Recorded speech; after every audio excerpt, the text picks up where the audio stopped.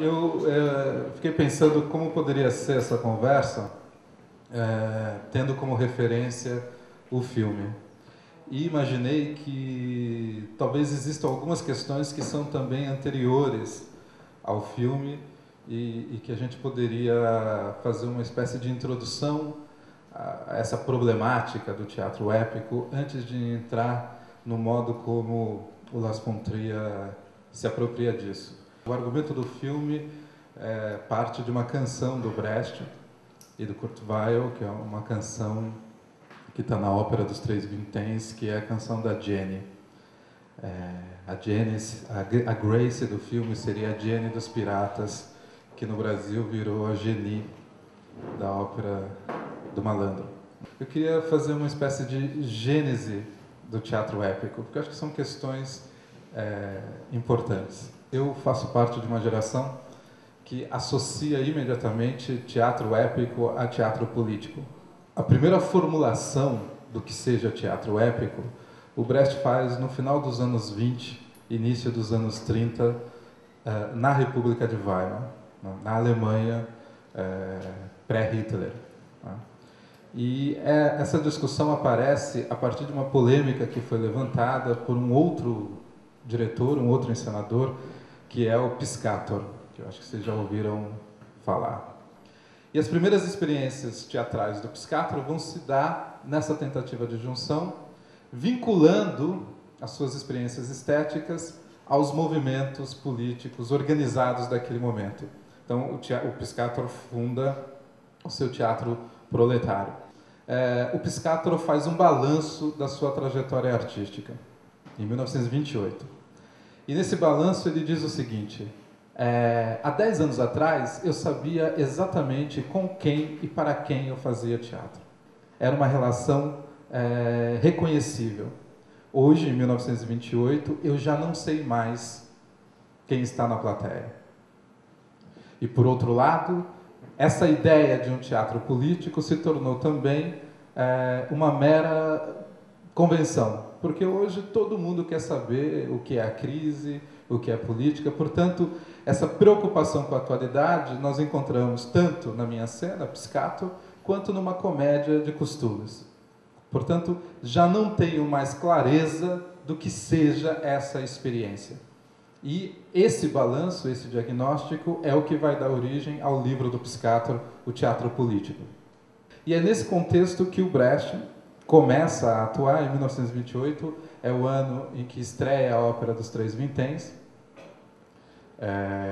Portanto, nós já estamos falando de um Brecht que leu Marx.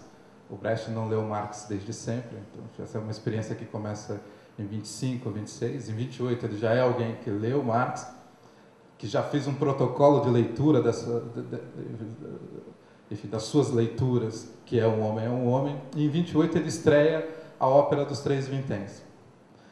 A outra resposta do Brecht ao Piscator é o que vai se configurar depois, então, como teatro épico. E o que o Brecht propõe? O Brecht propõe que, se estamos inscritos no interior do aparelho burguês, e é disso que se trata, fazer teatro é se inscrever no interior de um aparelho, que funciona com regras próprias.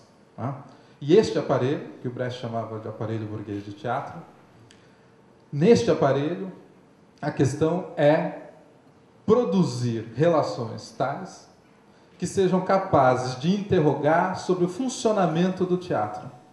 Portanto, o teatro épico é, mais do que qualquer outra coisa, uma interrogação sobre o funcionamento do teatro. E o Brecht entende o teatro como uma relação. O teatro não se reduz àquilo que está na cena, e o teatro, em absoluto, não se reduz ao espectador.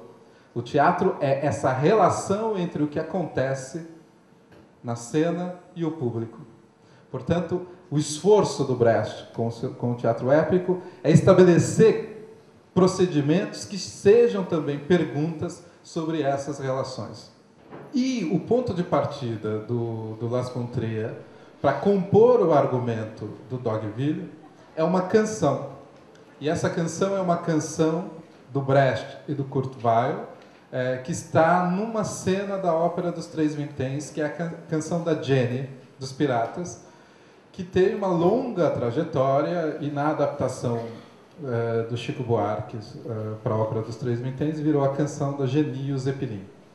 Então eu vou mostrar para vocês uma versão dessa música, vou mostrar em português, que é uma versão dessa música cantada pela Cida Moreira. Certamente um grito vai se ouvir e vocês vão perguntar quem foi que gritou no cais.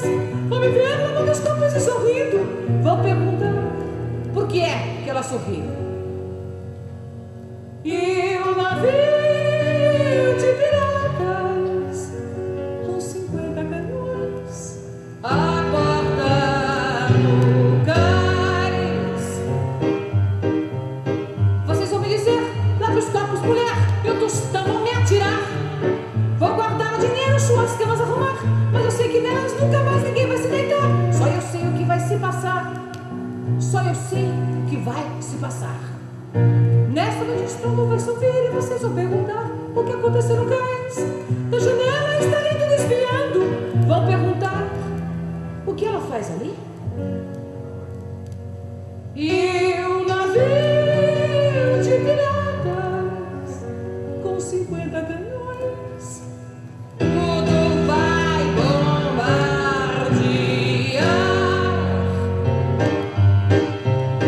A alegria de suas caras vai desaparecer, porque tudo irá pelos ares. E quando a cidade estiver arrasada, restará de pé apenas este mísero hotel. Quem será que da tragédia escapou? Quem será que da tragédia escapou? Vocês já conheciam essa versão? Não? Quem viu o filme, acho que começa a reconhecer por onde passa a intervenção do Lars von Trier, né? De onde ele parte, o que é que está em jogo para ele. Como é que a letra dessa música, como é que a letra dessa canção é constituída e o modo como ela canta. Porque isso tem muito a ver com o que você perguntava do procedimento e dos usos, né? O contexto em que ela se inscreve faz com que ela se dê como um comentário, né? No entanto, esse comentário se dá numa chave lírica, quando a gente falava dos gêneros, né? Então, veja, o Brecht não disse eu vou comentar, né? Ele criou uma instância tal, a partir de uma situação muito concreta, de relações muito concretas, que fez com que, na dinâmica dessas relações, o posicionamento de uma das figuras fosse já um comentário para aquelas relações e para a situação como um todo. Percebe? Há uma construção que é fortemente poética, mas muito conscienciosa dos usos que ele faz desses elementos. Então veja, o que o Brecht faz na lírica, e nessa canção isso fica muito claro, é trazer a palavra para essa dimensão do uso. Como é que, essa era uma operação muito clara, como é que de palavras muito compreensíveis eu produzo usos diversos. Então ele tinha esse objetivo de produzir uma grande lírica com uma quantidade pequena de palavras, né? E de certo modo foi o que ele fez. Na hora de cantar isso, o que ela faz? Ela opera o quê? Ela usa um procedimento que está na contramão dessa dimensão cotidiana da palavra. Ela leva para uma dimensão lírica, não é? Então, ela opera uma espécie de deslocamento daquele uso cotidiano da palavra, não é? A partir de um registro que é lírico. Portanto, ela traz o lírico para a dimensão mais cotidiana e leva o cotidiano para a dimensão a mais lírica.